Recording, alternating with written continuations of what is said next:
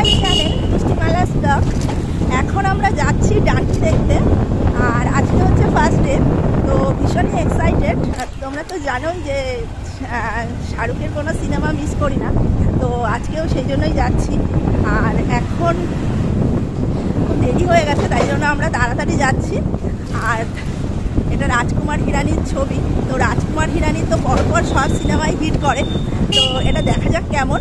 দেখে এসে তোমাদের সব কিছুই জানাবো।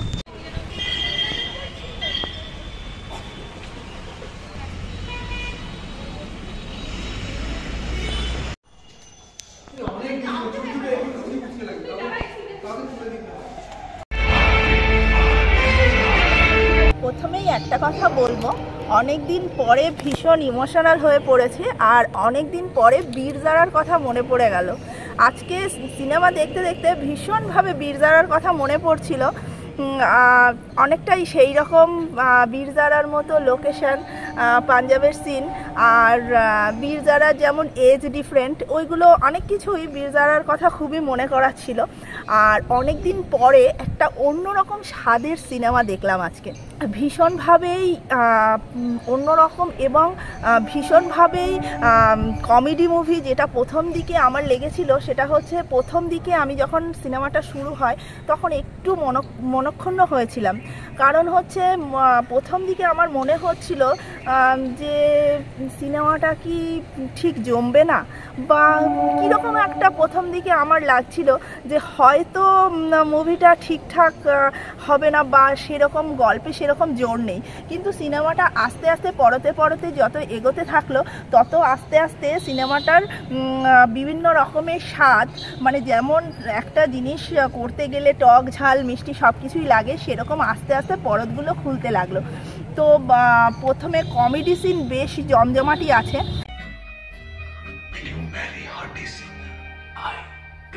আর প্রথমে বলবো ডিরেক্টর রাজকুমার হিরানি।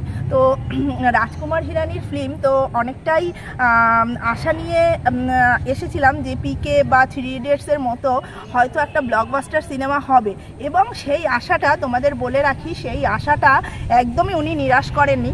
আর শাহরুখ মানে তো শাহরুখই, কিং খান, তো সেটা তো কিছু বলারই নেই। কিং খানের সিনেমা মানে সেটা একটা অন্য স্বাদের, অন্য কিছু মেসেজ দেবে, এটা তো হতেই হবে। তো এই সিনেমাটায়ও একটা সোশ্যাল মেসেজ আছে, যেটা আমি তোমাদের একটু বলি। আমাদের মধ্যে অনেক ছেলেমেয়েই আছে যারা বিদেশে যাওয়ার একটা স্বপ্ন দেখে, যারা স্বপ্ন দেখে ডলার পাউন্ড কামানোর। তো সেখানে অনেক ক্ষেত্রেই সম্ভব হয়ে ওঠে না নর্মালভাবে যাওয়ার, পাসপোর্ট করে যাওয়ার। তো সেই ক্ষেত্রে অনেক সময় হয় যে তারা ভিন্ন রাস্তা অ্যাপ্লাই করে, এবং সবাই ভাবে যে বিদেশে যেতে পারলেই হয়তো আমরা প্রচুর টাকা ইনকাম করতে পারবো এবং বাড়ির লোকেদের সুখী রাখতে পারবো। কিন্তু সেটা যে অতটা সহজ না, সেইটাই এই সিনেমাটায় দেখানো হয়েছে, যে কিভাবে একটা দেশের একটা দেশ থেকে অন্য দেশে পৌঁছে, এবং সেখানে যদি পাসপোর্টে বা সরকারিভাবে যাওয়া সম্ভব না হয়, তো সেই ক্ষেত্রে কিভাবে সেই দেশটায় পৌঁছানো যায়, এবং সেই দেশে পৌঁছাতে গেলে কতটা লাইফ রিস্ক হতে পারে, সেই জিনিসগুলো দেখানো হয়েছে। এবং সেই দেশে পৌঁছানোর পরেও আমরা যে স্বপ্নটা দেখে সেই দেশে যাওয়ার চেষ্টা করি, বা আমাদের এখান থেকে যেটা মনে হয়, যতটা রঙিন মনে হয় যে ওখানে গেলেই প্রচুর টাকা ডলারে পাউন্ডে কামানো যাবে, কিন্তু সেটা যে ওখানে গিয়ে পৌঁছানোর পরে কি করে সেই ডলার পাউন্ড ইনকাম করতে হয় সেটা দেখানো হয়েছে। তো আমি পুরো গল্পটা বলবো না, কারণ পুরো গল্পটা বলে দিলে তো তোমাদের দেখার ইচ্ছাটা থাকবে না, তো সেই জন্য আমি পুরো গল্পটা এখানে বলছি না। তবে এটাই বলবো, ভীষণই ইমোশনাল একটা সিনেমা, যেটা একদম হার্ট টাচ করবে। এবং লাস্টের দিকে সত্যি কথা বলতে চোখের জল ধরে রাখতে পারিনি, এতটাই কষ্ট হচ্ছিল।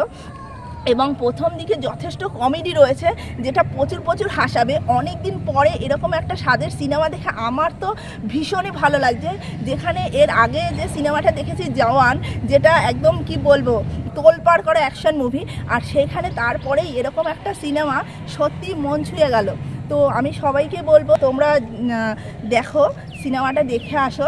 ডানকি তোমরা সবাই ডানকি দেখে আসো, এবং ডানকি দেখলে আশা করছি তোমরা নিরাশ হবে না, এবং অন্যরকম একটা গল্পের ছোঁয়া পাবে যেটা সত্যিই মন ছুঁয়ে যাবে। এবং এখানে প্রত্যেকটা ক্যারেক্টার ভীষণভাবে সুন্দরভাবে প্লে করা হয়েছে, যেটা শাহরুখ খানের যে ক্যারেক্টার আছে, তাপসী পান্নুর যে ক্যারেক্টার আছে, এবং ভিকি কৌশলের যে অল্প একটু সিন ছিল সেটাও এত সুন্দরভাবে ফুটিয়ে তোলা হয়েছে, সেটা বলে বোঝানো যাবে না, সেটা দেখতে হবে।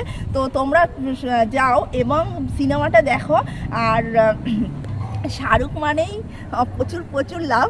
তো তোমরা সিনেমাটা দেখলে তোমরা বুঝতে পারবে যে এরকম সুন্দর একটা সিনেমা বহুদিন পরে এসেছে। আমি তো বলবো এরকম একটা সিনেমা আজকাল যে সিনেমাগুলো হয় তার থেকে অনেকটাই আলাদা। আমি প্রথমেই তোমাদের যেটা বললাম যে অনেকদিন পরে বীর জারার কথা মনে পড়ে গেল, তো সেটাই আমাদের মতো 90s-এর ছেলে মেয়েদের কাছে যে সিনেমাগুলো খুবই হার্ট টাচিং, তো সেরকমই একটা সিনেমা আমি অনেক দিন পরে পেয়েছি। তো লাস্টে এটাই বলবো যে তোমরা দেখো এবং আমাকে জানিও তোমাদের কেমন লাগলো। আমার সঙ্গে যদি সহমত হও তো অবশ্যই কমেন্ট করো, আর ভিডিওটা ভালো লাগলে লাইক করো, প্রচুর প্রচুর শেয়ার করো, যাতে তারাও জানতে পারে যে সিনেমাটা কেমন লাগলো আমার।